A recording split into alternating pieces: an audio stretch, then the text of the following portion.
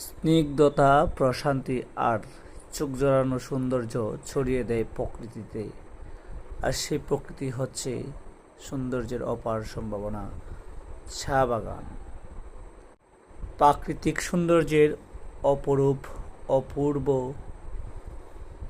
নিভৃত অরণ্যভূমি শ্রীমঙ্গল, যাকে বলা হয় চায়ের রাজধানী।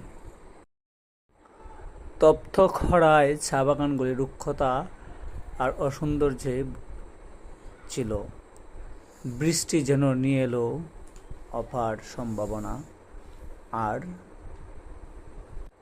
আশীর্বাদ। চায়ের এই সৌন্দর্যে আমাকে বারবার টানে, তাই আমি বারবার হারিয়ে যেতে চাই এই প্রকৃতির সবুজ শ্যামল সৌন্দর্যের মায়ায়।